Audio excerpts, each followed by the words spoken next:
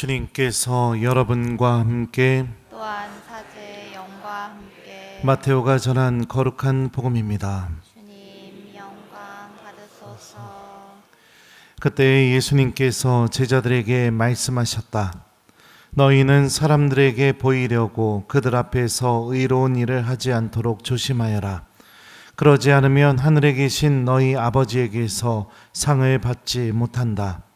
그러므로 내가 자선을 베풀 때에는 위선자들이 사람들에게 칭찬을 받으려고 회당과 거리에서 하듯이 스스로 나팔을 불지 마라. 내가 진실로 너희에게 말한다. 그들은 자기들이 받을 상을 이미 받았다. 내가 자선을 베풀 때에는 오른손이 하는 일을 왼손이 모르게 하여라. 그렇게 하여 내 자선을 숨겨두어라. 그러면 숨은 일도 보시는 내 아버지께서 너에게 갚아주실 것이다. 너희는 기도할 때 위선자들처럼 기도해서는 안 된다. 그들은 사람들에게 드러내 보이려고 회당과 한결 모퉁이에 서서 기도하기를 좋아한다. 내가 진실로 너희에게 말한다.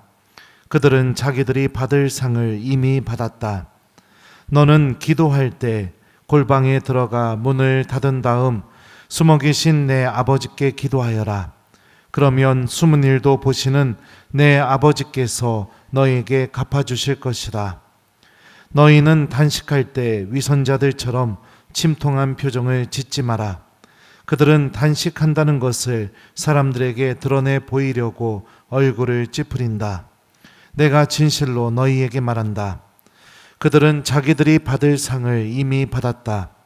너는 단식할 때 머리에 기름을 바르고 얼굴을 씻어라. 그리하여 내가 단식한다는 것을 사람들에게 드러내 보이지 말고 숨어 계신 내 아버지께 보여라. 그러면 숨은 일도 보시는 내 아버지께서 너에게 갚아주실 것이다. 주님의 말씀입니다. 그리스도님 찬미합니다. 오소서 성령님. 그러면 숨은 일도 보시는 내 아버지께서 너에게 갚아주실 것이다. 안녕하세요. 예, 교중미사처럼 많이 왔네요. 아주 이제 뿌듯합니다. 제가 5년 동안 이렇게 사목한 게 여러분들을 통해서 지금 열매 맺고 있는 모습을 보니까 아주 뿌듯합니다. 그래서 행복해요. 그런 의미에서 보면은 우리 원성동 교우들은 사순식이 시작해도 뭐 특별히 뭐 뉘우치거나 회개할 게 없을 것 같아요.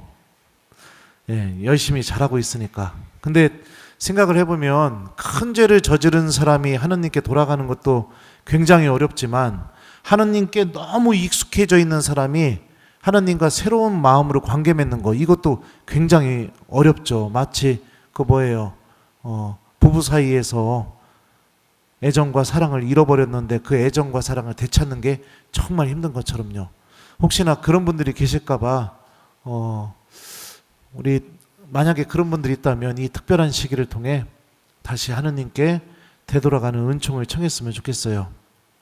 어렸을 때 큰 잘못을 몇 번 했던 적이 있었는데 그때 저희 부모님이 내렸던 최고의 형벌이 뭐였느냐, 바지 웃둘이 다 벗기고 메리아스랑 빤스만 입고 대문 앞에 내쫓는 게 부모님이 했던 최고의 형벌이었습니다. 그러면 여러분들도 그렇게 혼나본 적 있어요? 없어요? 이슈? 그러면 그때 당시에 유행했나 보네. 애들 그렇게 혼내는 게.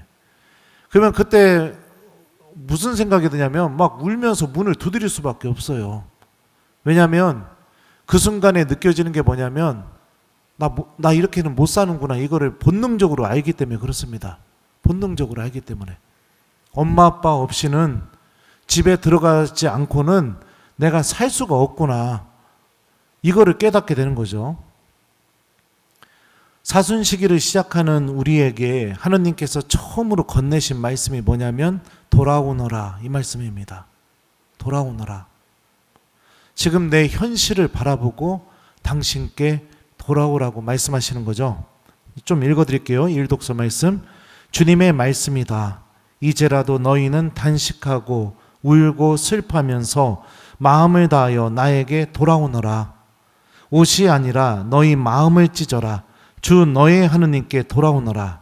그는 너그럽고 자비로우니 분노에 더디고 자애가 크니 재앙을 내리다가도 후회하느니라. 돌아오너라 라는 이 단어가 제가 방금 읽어드린 문장에서 몇 번이나 쓰였어요? 2번 쓰였습니다. 반복되고 있는 거죠. 하느님이 정말로 바라고 계시는 거죠. 돌아오다 라는 이 말은 히브리 말로 슈브라고 하는데 방향을 바꾸어 되돌아감, 그로 인해서 하느님과의 관계가 회복되는 그런 되돌아옴을 의미합니다.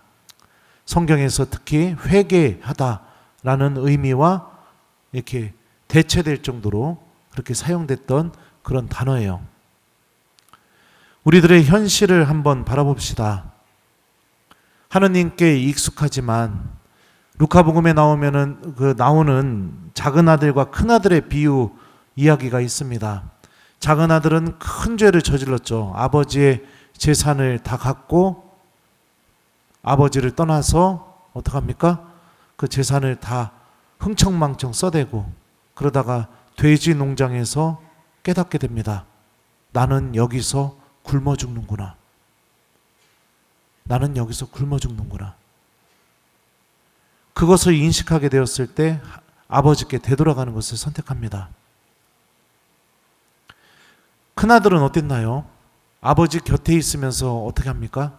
저는 여러 해 동안 아버지께 어떻게 살았다고요? 종처럼 살았다고 얘기합니다. 하느님과 함께 있는 게 종처럼 사는 삶. 근데 주님, 하느님 곁에 있지만 마음은 종처럼 사는 거죠. 결국에 큰아들은 아버지께 되돌아왔는지, 그 마음이 되돌아왔는지는 복음에서는 얘기하지 않고는 있습니다. 우리가 만약에 큰 죄를 저질렀다면 주님께 되돌아가야겠죠. 근데 더 위험한 게 무엇이냐? 하느님께 너무나 익숙하면서 모든 것은 다 하고 있지만 내 마음 안에서부터 영적인 기쁨을 잃어버리고 하느님과 함께하는 모든 것을 내가 기뻐하고 행복해하고 이 상태를 잃어버린 상태. 껍데기는 천주교 신자지만 마음은 누구보다 하느님에게서 멀리 있는 사람.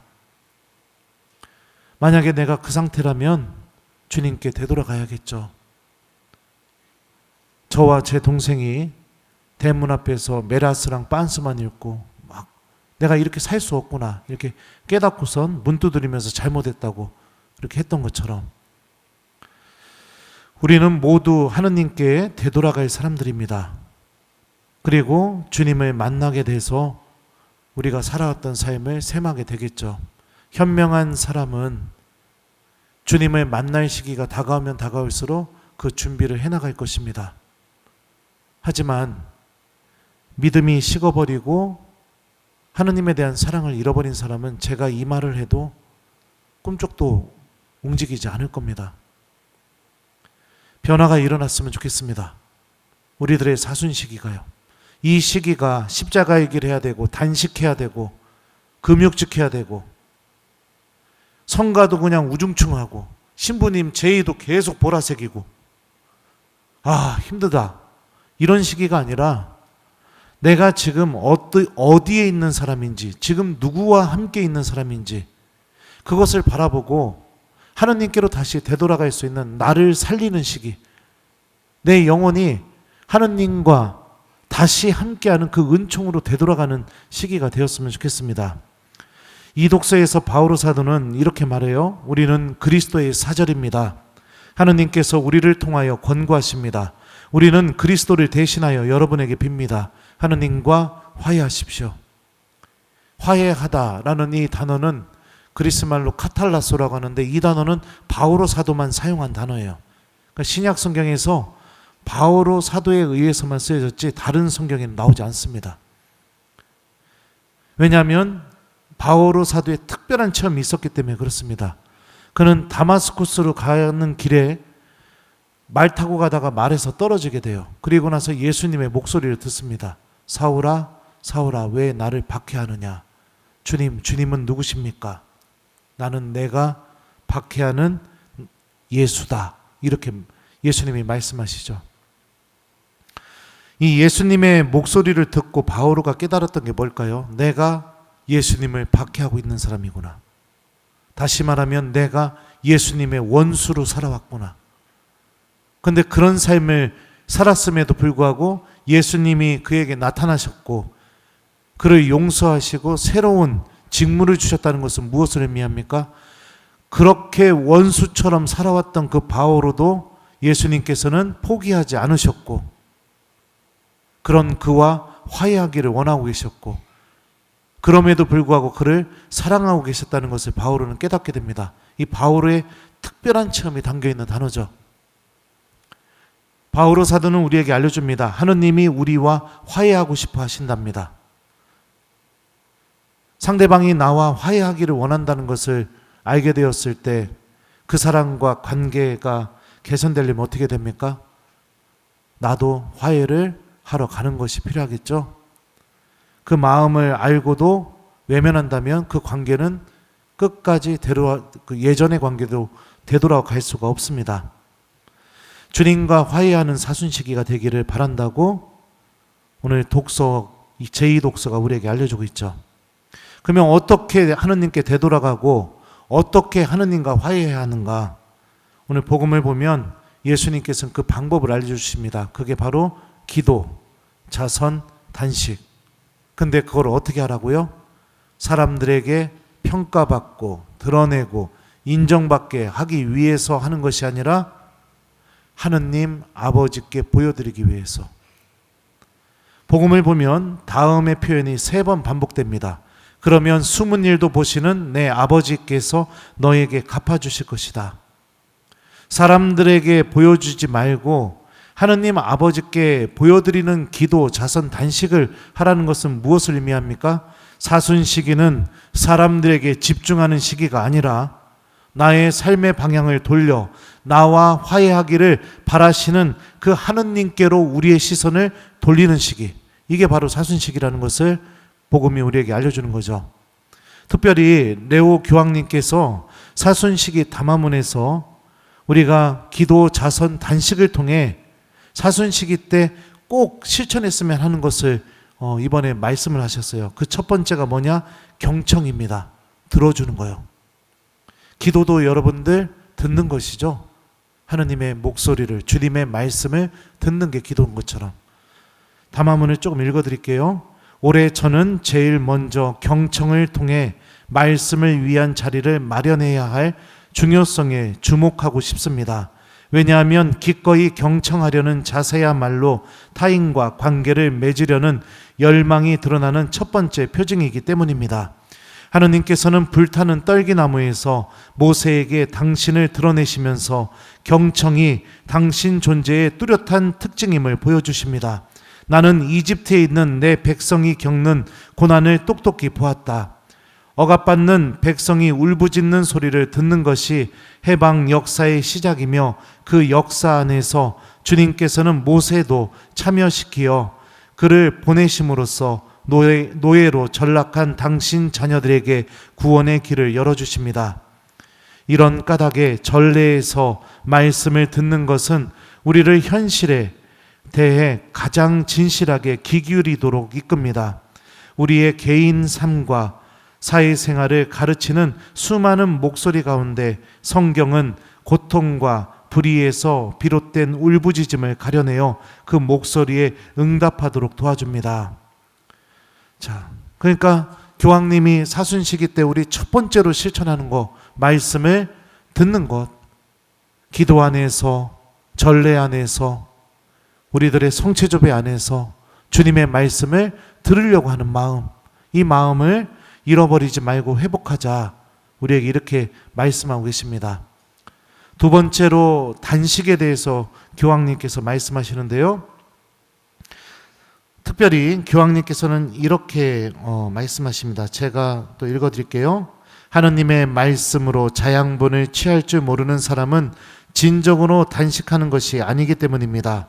은총의 도움으로 죄와 악에서 멀어지겠다는 우리의 내적 헌신의 가시적인 표징인 만큼 단식은 절제된 생활 방식을 갖추게 하는데 도움이 되는 다른 형태의 절제도 포함해야 합니다. 이런 까닭에 저는 여러분에게 매우 구체적이면서도 종종 간과되는 절제의 형태, 다시 말해 우리의 이웃을 괴롭히고 상처 입히는 말의 절제를 권하고 싶습니다. 언어를 무장해제하는 것으로 시작하여 날카로운 말과 성급한 판단을 삼가고 그 자리에 얻고 스스로 변호할 수 없는 사람에 대해 험담하거나 중상모략하는 것을 단념해야 합니다. 우리가 사순시기 때 무엇을 단식했으면 좋겠다고 레오 교황님께서 말씀하셔요? 험담, 중상모략, 상처되는 말들, 다른 사람 마음을 후벼 파는 말들, 시기 질투를 유발시키는 말들, 나만 자랑하려는 말들, 이런 것들을 사순시기 때 단식하자고 교황님께서 말씀하셨죠.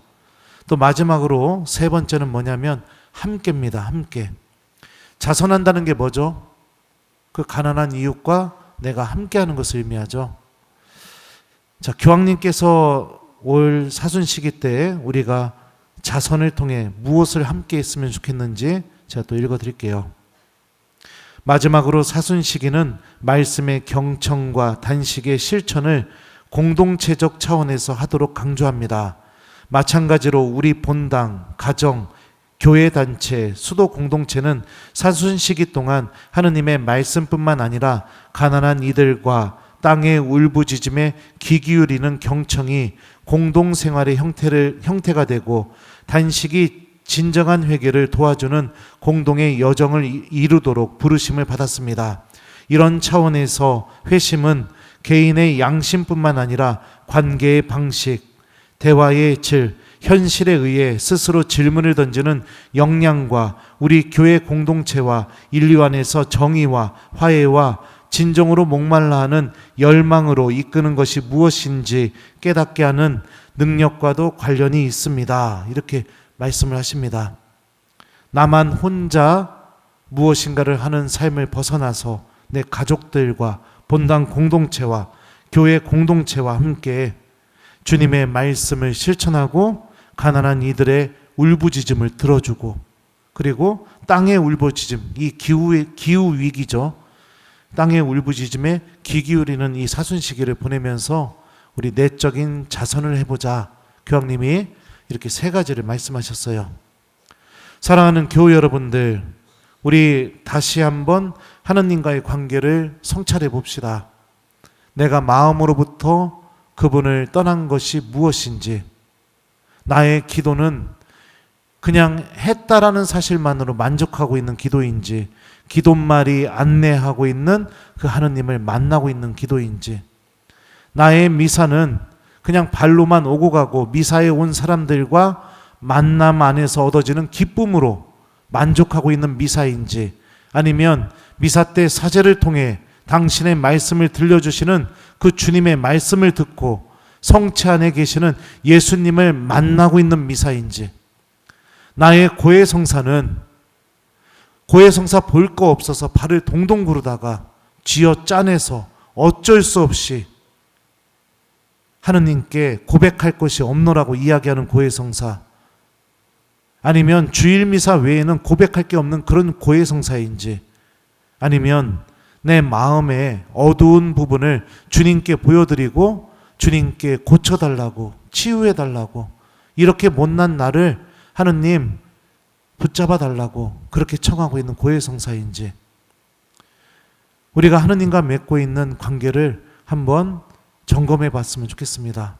그리고 주님께서 알려주시는 것처럼 우리에게 돌아오라고, 화해하라고 그 말씀하시는 주님이 기도, 자선, 단식을 통해 하느님 한 분만을 집중하라고 말씀하신 것처럼, 특히 우리 교황님께서 이번 사순시기 때 듣는 마음을 회복하는 신앙인, 기도를 통해 험담과 이웃에게 상처되는 말을 단식하는 신앙인, 그리고 내가 나 홀로 살아가는 신앙생활이 아니라 공동체와 함께하는 그 삶을 통해 내 시간을 자선하고 내 능력을 내어주고 내 관심을 내어주고 그러면서 자선을 실천하는 신앙인, 이 세 가지를 통해 우리 하느님 아버지께 다시 되돌아가고 주님과 화해하는 사순시기를 시작해 봤으면 좋겠습니다.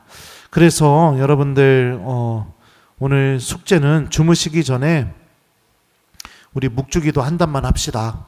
성모님께 은총을 청하면서 이 사순시기를 시작하게 도와달라고요. 그 무엇을 청하느냐? 교황님이 말씀하신 대로 듣는 마음을 이 사순시기 때 꼭 회복하게 도와달라고. 두 번째는 내 입이 죄를 짓는 모든 말들을 단식하게 해달라고. 세 번째는 나의 마음이 공동체와 함께하는 마음으로 열려질 수 있도록 그렇게 도와달라고 성모님께 이 세 가지 지향을 두고 우리 잠자기 전에 묵주기도 한 단 딱 하면서 이 사순시기를 거룩하게 시작해 봤으면 좋겠습니다.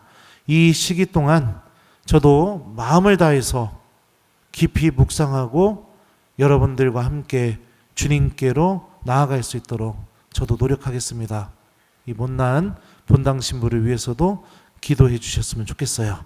숙제에 열심히 잘 하시기 바랍니다. 그러면 숨은 일도 보시는 내 아버지께서 너에게 갚아주실 것이다. 아멘.